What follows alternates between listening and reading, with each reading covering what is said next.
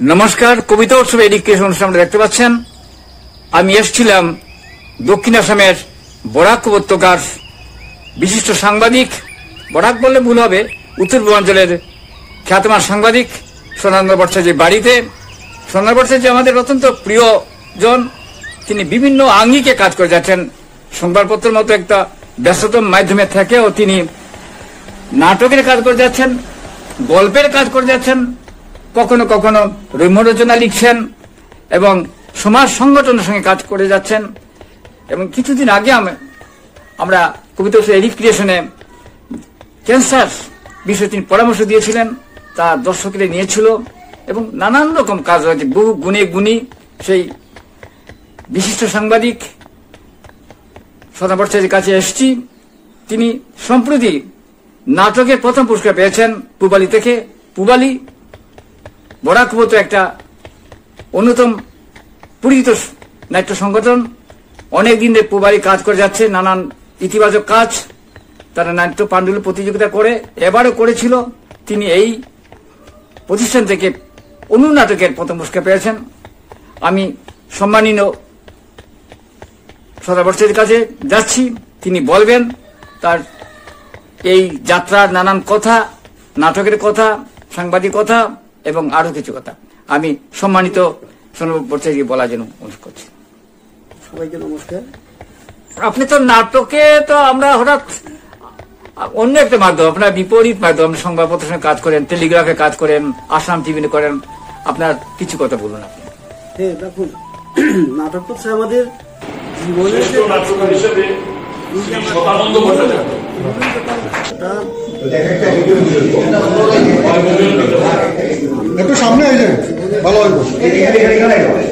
সেটাই, যেখানে উত্থান পতন থাকবে, একটা মেসেজ থাকবে, মেসেজ দিতে হবে। আমরা যখন একটা নাটক দেখে ফিরে যাই, তখন কিন্তু আমাদের মাথায় অনেক কিছু কাজ করেছে। কি দেখলাম, সেই নাটক কিন্তু নাটক নয়, বা যাতে আমরা সরাসরি পাঠকের বা দর্শকের শ্রোতাদের কাছে আমরা পৌঁছে দিই কথাগুলো। নাটক সেটাই, যেখানে আমরা পরোক্ষভাবে আমরা একটা মেসেজ দেব।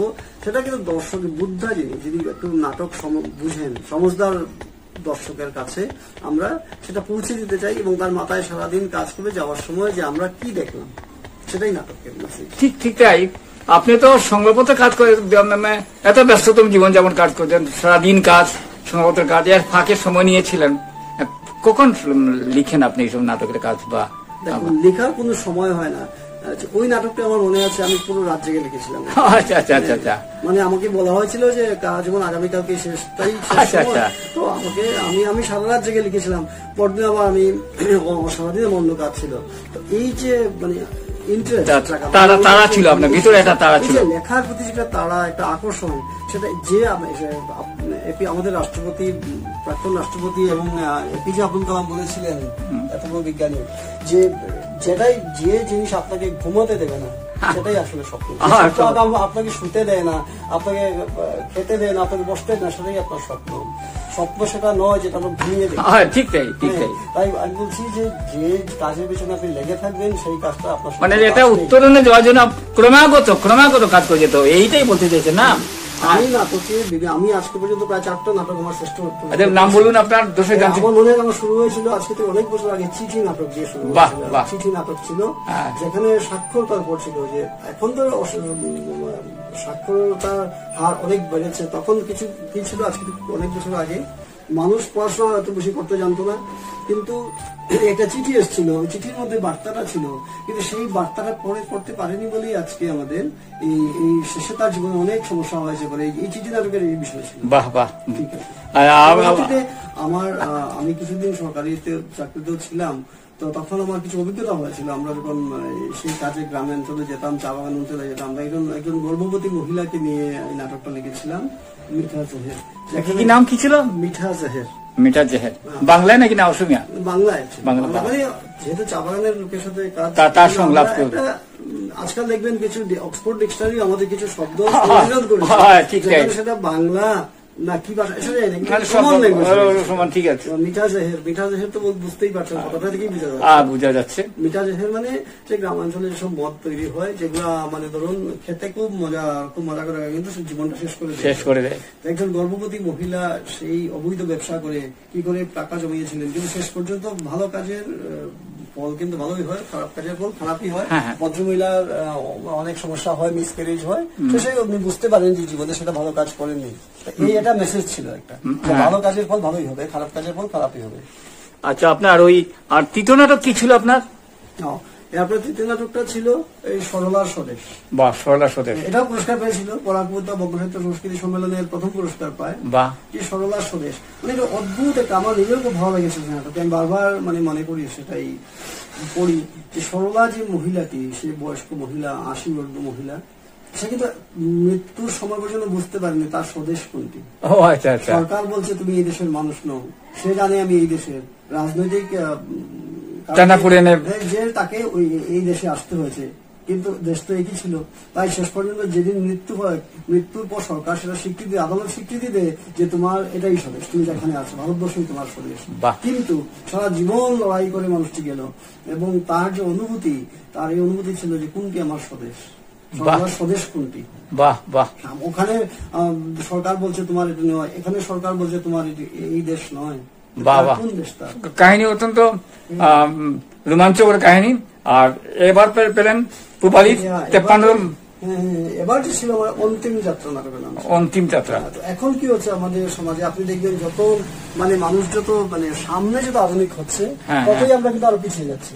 আধুনিকতা কিন্তু আমাদের ডিজিটাল যুগে আধুনিকতা নয়।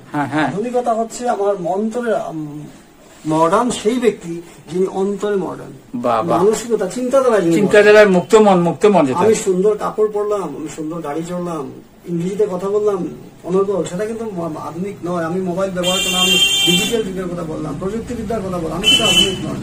আজকাল কি হচ্ছে, ছেলেমেয়েরা যতই ডিজিটাল যুগে যাচ্ছে, ততই যে বৃদ্ধ যারা মা বাবা আছেন তাদের প্রতি অনীহা জন্মাচ্ছে। তো এরকম একটা ঘটনা ছিল যে একজন ভদ্রলোক স্ত্রী হারিয়েছেন, একা থাকতেন, ছেলে বউ বাচ্চা নিয়ে থাকতেন, বা 4 জনের সংসার। কিন্তু ভদ্রলোকের অনিচ্ছা সত্ত্বেও ওনাকে ওরা বাধ্য করেছিল, ছেলে এবং ছেলের বউ, যে বৃদ্ধাশ্রমে যাওয়ার জন্য। বারবার বলছে, উনি বলছে আমি পেনশন পাই, আমার টাকার কোনো অভিযোগ বলছে না, তোমাকে যেতেই হবে, কারণ বাড়িতে অনেক অসুবিধা। কিন্তু ওরা প্রায় ফাইনাল করে দিচ্ছে, কিন্তু ছেলে, ওদের যে ছেলে, ছোট ছেলে, ওই স্কুলে পড়ে, ওর মানসিকতা আলাদা। ও কিন্তু সাংঘাতিক আধুনিক, বাবার থেকেও বেশি আধুনিক যুগে জন্মেছে। ওর কথা হলো যে এই যে আমার দাদু আছেন, উনি যে কালচার দিচ্ছেন, সেই কালচার তো আমি আর কখনো পাবো না, সেই মানুষকে আর কখনো পাবো না। আজকাল ওই বাচ্চার ভিতরে রয়েছে যে ডিজিটাল যুগে এরকম মানুষ আর পাওয়া যায় না। শেষ পর্যন্ত কি হলো, এই ছেলের কথাও শোনা হলো না, ছেলে রোজ দিন কান্না কাটি, দাদুকে আমি যেতে দেবো না, কিন্তু বাবা এবং মা বাধ্য ওকে নিয়ে যাবে। তখন কি হলো, যেদিন একদম সব তৈরি হয়ে গেল, গাড়িও এসে গেল, স্ত্রী গিয়ে বলছে, ওনার ছেলের বউ বলছে যে, পুত্রবধূ বলছে যে তোমাকে এখন রেডি হতে হবে, আপনি কেন আজকে এত দেরিতে ঘুম থেকে বলছেন। কিন্তু এত টাকাটাকির পর গিয়ে দেখতে পেল যে ভদ্রলোকেরা শ্বাস পড়ছে না, শ্বাস নেই, শরীর ঠান্ডা, একেবারে চিৎকার জানাতে শুরু করলো, সেই যে কান্না রোল উঠলো। কিন্তু সেই অন্তিম যাত্রা, ওনাকে যাওয়ার জন্য যে গাড়ি নিয়ে এসেছিল, সেই গাড়ি ওনার সব বহন করে নিয়ে গেল। এইসব ছিল। ঠিক আছে, এটা বার্তা ছিল, খুব সুন্দর বার্তা। আজকাল যেটা প্রতি ঘরে ঘরে হচ্ছে, এরকম অনেক বেড়ে গেছে বৃদ্ধাশ্রম নিয়ে। আপনি সুন্দর কাজ করছেন। অনেক কিছু আমাদের সামাজিক, আগে একটা নাটক হতো, আগে ঐতিহাসিক নাটক, যেমন শেক্সপিয়ারের যুগে আমরা দেখেছি 3 উইচেস, যে ম্যাকবেথ, এগুলো আমরা নাটক দেখেছি। এই নাটকগুলোতে একটা অন্য ধরনের ইয়ে থাকতো, মানুষের একটা ইন্টারেস্ট থাকতো, ঐতিহাসিক, মানে এই যে ভূতের নাটক, মাইথোলজিক্যাল অনেক ইস্যু নিয়ে লেখা হতো। কিন্তু আজকাল কি হচ্ছে, নাটকগুলো আমাদের সামাজিক বিভিন্ন হচ্ছে, এবং নাটকের খরচটা কমে গেছে। খরচ কমেছে কারণ আমাদের ঐতিহাসিক, তার রামের চরিত্র, রাবণের মাথার দরকার নেই, আজকে মা কালী সাজার দরকার নেই, শিব দুর্গা সাজার দরকার নেই, এখন শার্ট প্যান্ট পরে আমার আপনার মতো বসেই দিনের কথা বলছে, সেটাই নাটক। তাই এর ফলে কি হচ্ছে, নাটকের কিন্তু জনপ্রিয়তাও কমে যাচ্ছে, কারণ সবার কাছে কিন্তু ফ্যাক্ট বা মূল কি মেসেজ সেটা নয়। নাটক যখন আমরা যাত্রা যাকে বলতাম আমরা আগে, সেটা রং বেরঙের রাজা মহারাজার একজন চিৎকার, তরোয়াল দিয়ে যুদ্ধ, সেটাই আমরা মিউজিক, সেটাই আমরা বলতাম, মিউজিক, ডাইরেক্ট মিউজিক হতো।